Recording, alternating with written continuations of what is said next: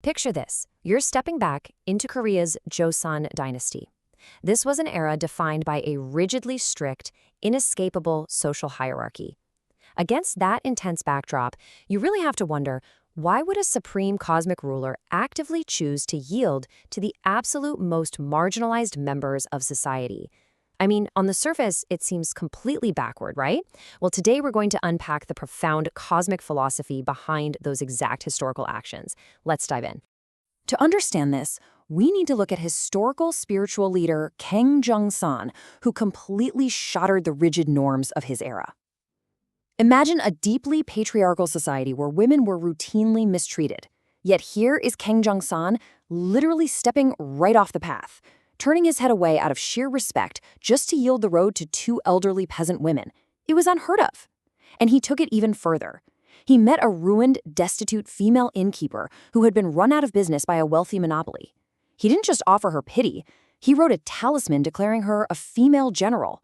He literally empowered her to march right out and take back what was hers. He wasn't just being polite here, you guys. He was actively elevating the weak. And this incredible pattern just kept going.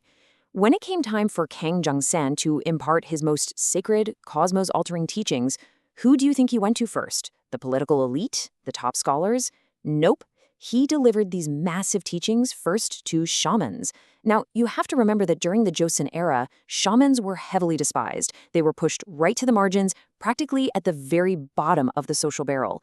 Handing the grandest truths of the universe first to the most downtrodden people in society, it's just staggering. It was a total, radical inversion of the expected order. There's also this amazing interaction recorded where Kang is using highly respectful, formal language toward a servant named Ji Namsik. His follower, who actually owned this servant, was absolutely floored. He practically begged Kang to lower his speech, but Kang flat out refused. He pointed out that the whole master-servant dynamic was just a flawed human invention, definitely not a law of heaven. It gets even deeper when you look at the servant's name, Namsik, which conceptually means planting a tree in a warm, water-rich, sunny place. Kang's actions were heavily symbolic. He was actively pulling marginalized people out of a cold, overshadowed existence and bringing them directly into the warmth of the sun. So what's the deal here? Was he just, a rebel ahead of his time, a historical social justice warrior? Well, the sources reveal something much bigger. These mysterious actions were actually a physical demonstration of a core philosophical principle called Suhwa-gije. Think about it like this. If you put fire, which represents the strong, over water, the weak, what happens? Heat naturally rises and escapes. The water stays cold. That's called hwa sumije, and it's a completely incomplete, even destructive state. But flip it around. Put water over fire. The heat rises into the water, warming it, creating steam, energy, and circulation. That is Suhwa-gije. Putting the weak above the strong is what actually achieves true completion and harmony. Kang wasn't just being a nice guy. He was literally showing us how to structurally repair the universe. This whole concept scales up in a massive way when we look at the Yin-Yang Sutra. The sutra takes this idea of elevating the weak right up to a cosmic level. A lot of times we tend to think of yin and yang as just simple opposites, right? Like black and white or plus and minus. But the source material is very clear. They aren't merely opposites. They are deeply, fundamentally interdependent forces. Literally, one cannot function without the other. They are locked in this perpetual, dynamic partnership where the true magic happens not when they're isolated, but exactly through their interaction. And we see this dynamic play out beautifully with the ultimate cosmic duo, heaven and earth. Traditionally, a lot of folks misinterpret old texts to mean heaven is this high, commanding boss, while earth is just low, dirty, and blindly taking orders. The Yin-Yang Sutra completely throws that idea out the window. It clarifies that whatever grand plans or decisions heaven comes up with, earth seamlessly and willingly brings them to life. It is definitely not a master-slave relationship. It is a perfect, frictionless collaboration. Both are absolutely 100% essential if you want to get anything done. If we break down this symbiotic relationship, you see a really clear, beautiful division of labor. Heaven, which is the yang, provides that initial spark, the hua, and sets the flow of time through the sun and the moon. But honestly, without earth, that spark means absolutely nothing. Earth, the yin, steps in and does the heavy lifting, the gong. Earth catches that spark and uses it to physically nurture, grow, and actually manifest life. So heaven initiates the time and energy, sure, but earth is doing the vital work of turning that energy into physical reality. There's this incredibly powerful quote from the source that just nails this necessity. Alone, yin cannot exist. Alone, yang cannot exist. The text makes a great point. If heaven had no earth to receive its spark, all of its massive energy would just be blasted into a dark void, totally wasted. On the flip side, if earth had no heaven to provide time and energy, it would just be a barren, frozen rock floating in space. Without this active, mutual partnership, our universe is basically just an empty shell. A thriving cosmos literally demands this constant, unbroken harmony between heaven and earth. Okay, here is where things get really fascinating, and we kind of have to challenge a massive assumption we've all grown up with. If the entire universe operates strictly on these perfect balanced pairs, if heaven's ultimate equal partner is Earth, then who serves as the cosmic counterpart to the gods? In most traditions, we're taught to just look up at the gods in total submission, right? But if everything relies on yin and yang, the gods absolutely must have a partner. So who is it? The answer? It's us, humanity. This brings us to the groundbreaking concept of Sinin Jorhua, which translates to the harmonization of gods and humans. The source material argues that just as heaven and earth are locked in partnership, gods and humans must cooperate as equal partners to successfully run the universe. This isn't about humans cowering in fear below divine beings anymore.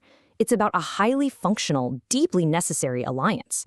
The universe actually requires us to step up and work side by side with the spiritual realm. No pressure, right? It makes perfect sense when you look at their traits side by side. It becomes obvious exactly why this partnership is needed. The gods, they possess immense skill, speed, and capability, what is called Jeju. But their critical weakness is that they lack a binding unity. They lack that deep, warm connection. Humans, on the other hand, are incredibly flawed, physically limited, and sometimes awfully slow. But we possess something the gods desperately need: deep affection, or zhang. The text really highlights this idea that zhang, this deep, sometimes messy, uniquely human affection, is actually our cosmic superpower. It acts almost like cosmic cement. See, while the gods have the raw skills and these brilliant high-level ideas, they can't always bind them together in a unified way. Human affection uses a mind that is uniquely capable of expanding to the size of the whole universe. This zhang is the missing ingredient. It binds, it harmonizes, and it completes the grand work of the gods. It's literally the glue of the cosmos. So we are looking at a total, massive paradigm shift here. In the past, the whole dynamic was just humans blindly relying on begging and submitting to the gods, basically asking them to fix everything for us. But the future, according to this philosophy, is an era driven by GAM, which is a profound, intuitive, mutual feeling. It's a state where both gods and humans are actively and eagerly seeking out collaboration with one another. It's moving from a one-way street of blind worship into a two-way street of cosmic co-working. Now, let's bring all these massive, starry-eyed cosmic theories right down into your living room. The single most beautiful part of this teaching is that the rules of the universe apply directly to your daily life. You don't start harmonizing the universe by doing something wild or grand. You start with Kalawan Montevesang, which means family harmony.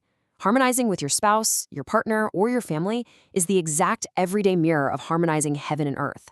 Finding peace and mutual respect at home is literally the ultimate practice of yin and yang. The whole thing is grounded in this one beautiful, undeniable idea from the texts. The family is the first gateway to spiritual discipline. Think about it. If you cannot achieve harmony with your own partner at home, if you can't practice yielding, respect, and equal partnership right there in your own living room, you have absolutely no hope of understanding the grand harmony of the universe. The real cosmic work, it starts right at your kitchen table. To wrap things up, I want to leave you with something to really chew on today. Think back to Kang Jung-sen yielding the road to those old women, and this cosmic demand that the weak be elevated above the strong to find real balance. Here's my question for you. How will you treat the yin in your everyday life today? Who is the overlooked or marginalized person in your immediate world, and how can you elevate them to bring a little bit of that cosmic harmony into your own life? Thank you so much for joining me today. Keep seeking harmony, and I'll catch you next time.